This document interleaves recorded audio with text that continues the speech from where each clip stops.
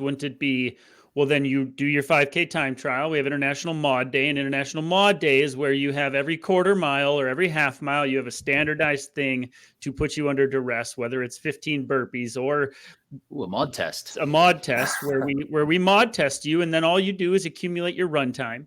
And you say, okay, well, I am X percentage behind my 5K PR, and here's my MAUD score. You could easily just ask that of everybody, but of course, getting buy-in is going to be tough. But that would be the ideal way to do it, wouldn't it?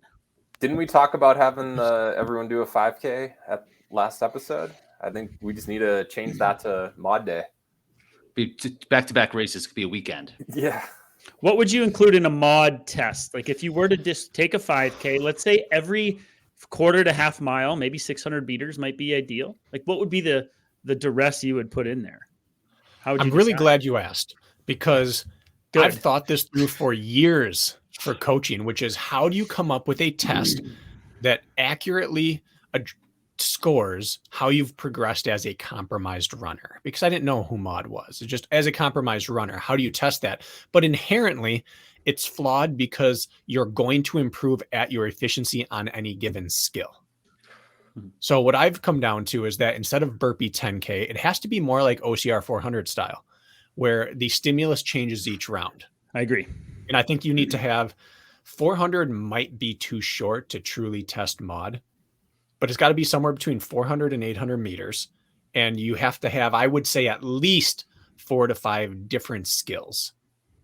And I would have 8 by 800 or something like that in 4 skills, and you do it twice. So you have to hit the skill under more duress as well. You can't just like get my burpees out of the way and then get my lunges. I'd like the full body fatigue to happen, but enough different skills in play that you can't just get really good at running after burpees and say I'm great at MAUD. So you'd want more than a 5K distance. You're talking 16 by 800 then? Maybe it's 8. Maybe it's no. 4 by 8 twice. Oh, okay. I was like, that's 8 by 800. I thought you said 8 by 800 twice. Yeah. I was like, geez, no. Start training. I feel like 600. I think 600 meters seems a little more reasonable, don't you? 6, I agree, is the best distance, but it makes it less likely that people will complete the test correctly.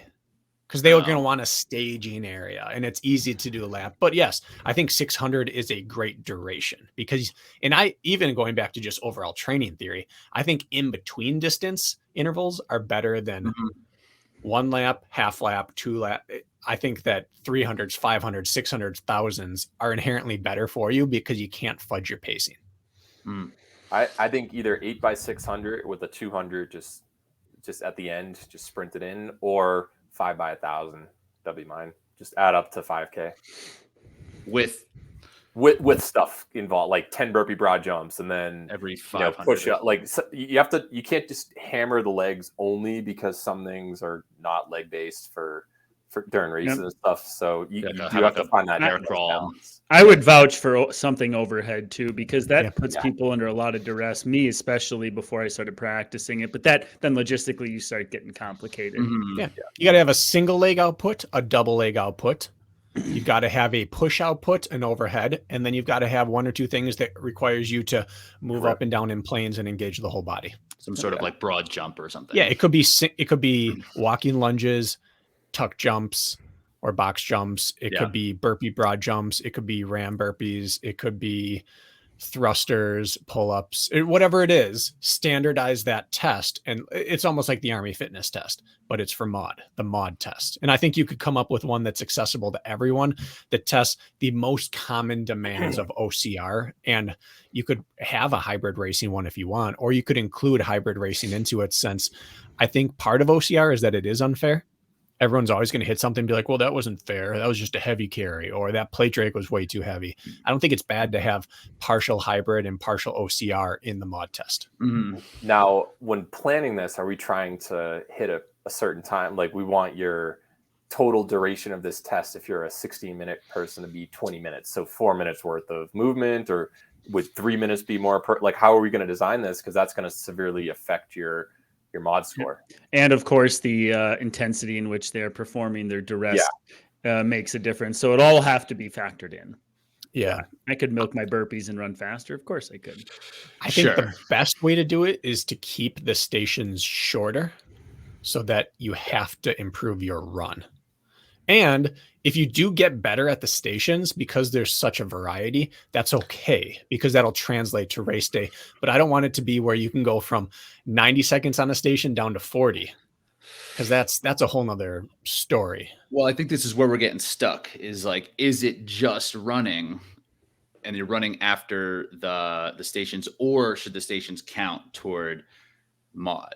Like if you improve your a carry, like a 400-meter carry by 25 seconds, like should your MAUD be better, even though that's not the running part? Like I think that's where I'll keep getting hung up on. Just think of how we're describing this. We're describing this as running with stations. That's not just running. So I think you have to include the obstacles for a comparison. There's going to be too much subjectivity, though, to the intensity of the stations, unless we can somehow segment that. That's the tricky part, right? So, what's your answer to that, Bracken? Because I know you don't like that. You want to keep the running separate. Like, how would you officiate the duress? I'm a little less concerned on that. I mean, I think that's the second part you have to address. I think the part I'm concerned with is that we confuse obstacle racing with being good at MAUD. But I don't want people to confuse that. Being good at obstacles, when we talked MAUD, we were talking about how people's running speed degrades when they're fatigued and why 5K does or doesn't matter. We're not talking how good you are at the sport of OCR. We're just saying how their running translates, because there's some guys like VJ who could just run under duress. He talked about how he actually recovers on obstacles and his running can just be fast. So, because once you start doing that, then you almost have to take into account another score, which is how much does the obstacle deplete you? And now there's too many moving pieces. Like MAUD, in theory, as she was first spoken about, was just how good do you run? And that's it. And so with the test, maybe it's you have 30 seconds of work. Now that opens up another can of worms with what if you dog the work with your intensity, but, right? Like there would have to be have some integrity. Just there'd have to be some protocol where you work for X amount of time and you run and you're scored on that. I have an idea. And then you run and you're scored on that. I have an idea, and it's one of the workout. I think it was called the grind. Do you remember you had to do 7 burpees and then whatever rest you had until 30 seconds? Like that could kind of modify it. Like you do it fast, you might get a few seconds rest, but if not, it's going to hurt. But you have to do a minimum standard of work. Yeah. You got 30 jump lunges and you have 40 seconds to complete them, and you buy yourself 10 seconds of rest if you're done quickly. And that's what I'm torn on is, do you allow people to scale their work in order to make the run honest? So let's say that you just had to complete 30 reps of let's say you had to do 20 burpees and then you could move on. Or it was you had 20 seconds of burpees and then you move to the run. Well, if you continually get better at your run, maybe it's because you're getting better at burpees and then you get more rest time. So in theory, you'd have to move it to 25 burpees in 20 seconds in order to come off as depleted, because a truly performance-oriented athlete would want to come off equally destroyed every time in order to see how their MAUD improves. So how do you ensure that happens? I don't know. So say that example, if you were to get better at burpees, right, it would be less taxing. You have 30 to do it on an obstacle or whatever. Wouldn't the person who is better at burpees by just naturally have a better MAUD once they hit a flat section because it will be less depleted? Yes, but that doesn't help them. Being better at MAUD doesn't help them in training. Part of what MAUD score would do is allow you to train your weaknesses or progress in training. So let's say Isaiah Vidal, for example, was probably the best at burpees I've ever seen in my life. He could do a burpee per second about as long as you wanted him to. So doing 20 burpees in 20 seconds, he would have a ton of rest in there. He could probably get done in 14 seconds and rest 6. So he, in order to judge how much better he's getting at compromised running, would have to weight his burpees or do 25 burpees in the same time it took me to do 18 in order to come off equally depleted so that we could judge how our running's progressing. This is the issue with MAUD. This is the issue with mod. This is what I keep bumping. And that just seems, I'm thinking like what's usable? Like that seems hard to use. Here's what my take is. I've gone through all this in circles in my head for almost a decade of trying to figure it out. I believe on a long enough time scale, it's a perfect test no matter how you set it up, because you will stop improving on the stations at some point. And then you'll get worse at the stations if you stop working on that skill, and then you'll get better after a while. But eventually you can only get so much better at lunges or burpees or overhead or thrusters or whatever it is. You're going to have a learning curve where you're going to get better a few times, but eventually it's going to stop.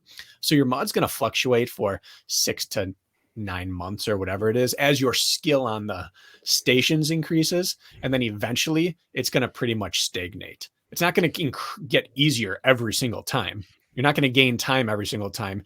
I mean, as someone who's trained for deck or high rocks, you know, eventually the stations just don't get any easier or faster. It's what you can do in between.